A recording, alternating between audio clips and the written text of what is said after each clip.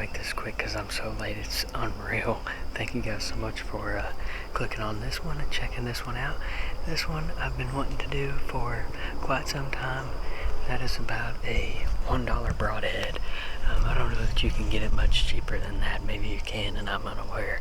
But that is a TEMU special. It comes in like a pack of 6. I think I got the whole pack shipped and everything for like $7 from TEMU. I've been thinking about doing this video for a long time, but I've just been putting it off, and now it's finally made its way to the top of the totem pole. Aesthetically, it's a good-looking broadhead. It reminds me of a G5 Montec. Flies like absolute garbage, and it is really noisy. So at 40 yards, it's off by like a whole probably 18 inches out of this bow. It's crazy. Because another 3-blade fixed head that I just recently filmed a video on, the Q80 Exodus, similar style broadhead, 3-blade fixed head, flies unbelievably well. This is I believe it's a 100 grain broadhead. I just have a funny suspicion that the horrible looking little fins for weight reduction is what makes it fly so terribly, and I know that for a fact that that's what makes it so noisy. It's like a slick trick. At 20 yards, it's like 3 or 4 inches to the right for me, so I'm just gonna do a little Kentucky windage and hold to the left a few inches, and we're gonna make it work. I'm very interested to see how this thing performs, just because it is so cheap. Sharpness out of the box, really not too bad. It could use a good little buffing to get it there, but for as cheap as it is, it's really not terrible. I believe the whole thing's made out of aluminum, so if it ever found a rock, I don't expect it to last. Or maybe even a rib bone. That's what we're gonna find out tonight. So if you're into stupid cheap broadheads, this is the video for you. There's been a big group of sows and some piglets, and then a couple of boars mixed in with them that have been hitting this feeder every afternoon. I'm expecting to see them tonight as well, so long as they don't hit one of my other feeders first. I may be sitting here waiting a while. I hope not. Yesterday and the day before, they were already here at about this time, at 7:15, give or take. I've got an almost perfect wind. I would prefer for it to be a little more easterly, but that's all right. We're chilling. We're gonna hang out and see what happens. Thankful to be here and make another sit. No matter what happens this afternoon. Oh, look, here's the pigs.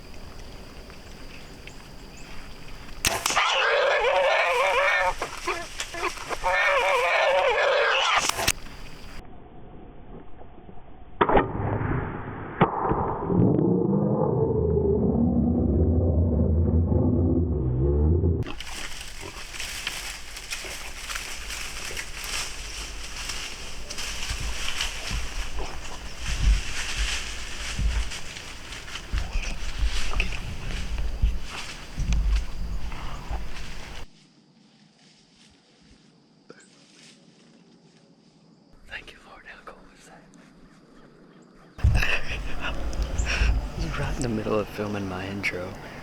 That was stinking awesome. That arrow and Broadhead was an absolute hammer.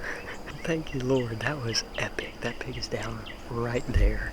That is so cool. I was just getting ready to share the verse of the day with you guys. I'll do that now. It comes from 1 Corinthians chapter 3, verse 16, and it says, "Do you not know that you are God's temple and that God's Spirit dwells in you?" For those of us that are believers in Jesus Christ, that is true of us, for us. And for those of us that are Christians and believers, it is so important for us to live our lives in this way. In 1 Corinthians chapter 3, verse 16, is when we live with the knowledge, this kind of knowledge at the forefront of our mind, it opens doors to share with people who are lost or may not know the Lord. And it's really cool how, if we will live our lives this way, how God will use that and work to reach and touch people's hearts. We can't change people's hearts. That's not what the Lord tasked us with, but He did task us with sharing His word and being a light in a dark world and planting seeds. And He'll take care of the rest. We'll give a couple more minutes, get all packed up here, and then we're gonna go find our hog. We're not gonna have to go far, I can promise you that. That is so exciting. I cannot wait to see how this Broadhead held up with a shot like that. I mean, that looked like maybe right through the middle of the scapula, back of the scapula, but middle body.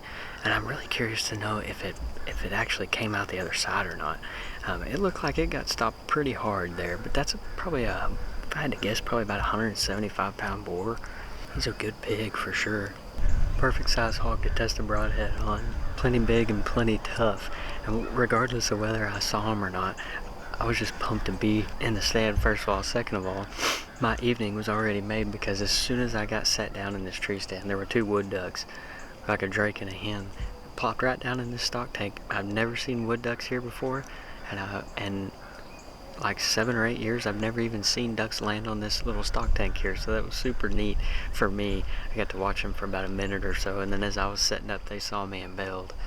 We're gonna go put our hands on our pig. Here we go. Ooh, look at that. That's insane. I think if the Broadhead would have been a lot sharper, it would have been a lot different scenario, but my gosh, you can't hardly beat that. I mean, he's gonna be right here somewhere. Yeah, check it out. He just bulldozed through all this junk. Looks like I see tracks. There's a track there, those dark spots in the sand, track there, and I see a little bit of good stuff there, so I'm just gonna not belly crawl through that, and we're gonna skip around the backside here.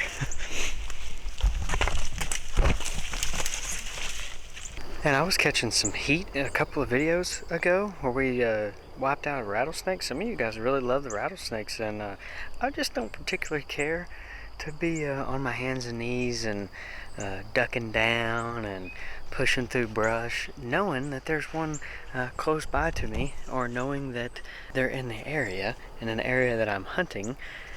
I like to, keep myself and others around me safe. And I'm not being a smart aleck. I'm being for real. For those of you that love rattlesnakes, I mean, that's cool and all, but in that video that I filmed at the Real McCoy Ranch, by the way, if you guys want to check out the ranch website and come hunt with us, and I promise I'll fend off all the rattlesnakes. There will be a link down in the description below to the website. Y'all can check that out. But at that ranch, we're like 45 minutes to an hour away from the hospital, and for some younger kiddo, like in the last video, that could potentially not be well, or end well, I should say. So in the areas that we're hunting, if we run across rattlesnakes, they're getting dispatched, and I'm glad that I got daylight to do this, because I don't get to do it in the daylight very often, and it is rattlesnake season, so I prefer to do things in the daylight if at all possible. You can see the feeder there behind me. I'm probably 15 yards from it right now, and I am overly impressed so far with how that thing performed. This is just the other side of all the thick stuff. He pushed right through here, and bada boom, bada bing, there he is. Hey, pig. my knock. What'd you do? Oh, it's the whole arrow and everything. Yeah, so I'd have been pretty close, probably 150, 175. It's super cool color. Get all this junk out of here.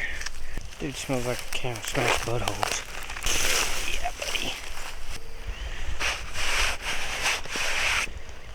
Dude flat out wiped my fletchings. Arrows broke. No, the broadhead. Oh, I might be able to get it. Dude broke my nock too. Broke my nock, broke my arrow. Everything. That's the pits. Let's get him out here in the open. Dude is all there. That old high shoulder poke. Man, it really does it. What a solid hog. A solid pig in a less than an hour long hunt. I got in just in the nick of time. I really didn't even have time to finish filming my intro. I just got on my camera set up and boop, out they popped. So I love when it happens quick and fast like that.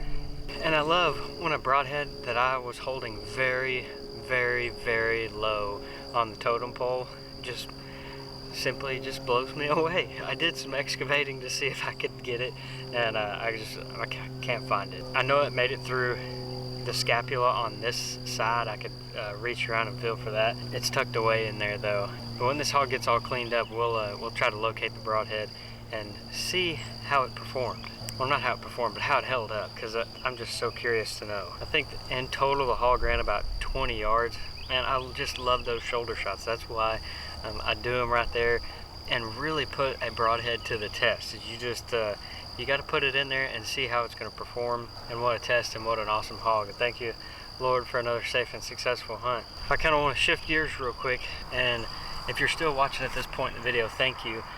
If you're not subscribed, I hope that y'all will do that, because I'm posting videos like this all the time, as frequently as possible. But to change gears a little bit, for those of you that don't know it, I've told several of you just over social media talk, but the Stock Archer Arrows has shut its doors, unfortunately. So it's an arrow, the Silent Series arrow, and the Stock Archery Arrows is a brand that I've repped and used for, I think, 3 or 3.5 years now.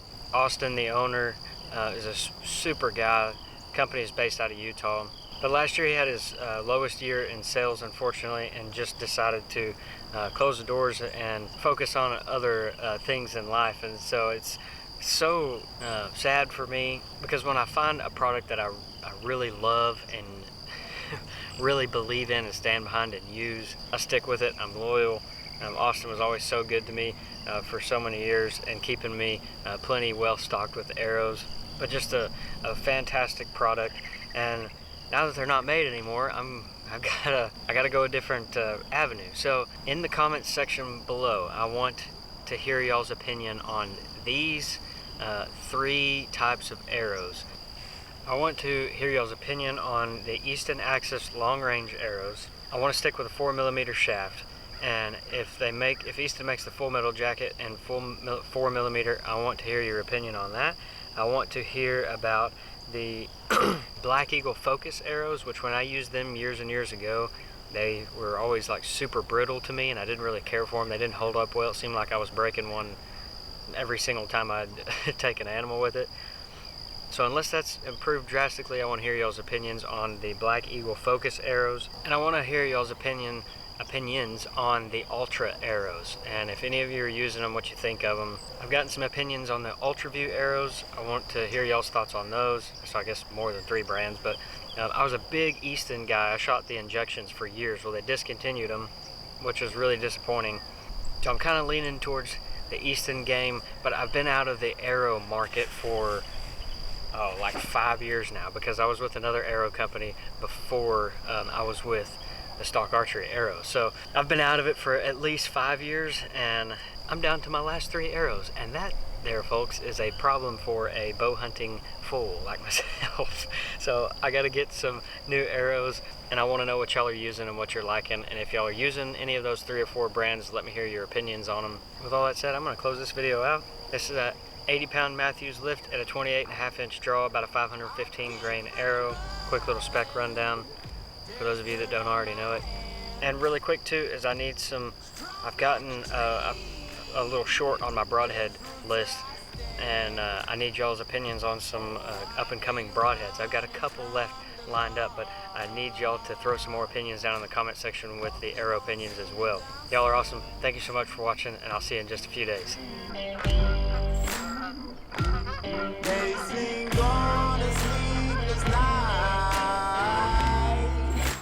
Try to catch me howling at the moon.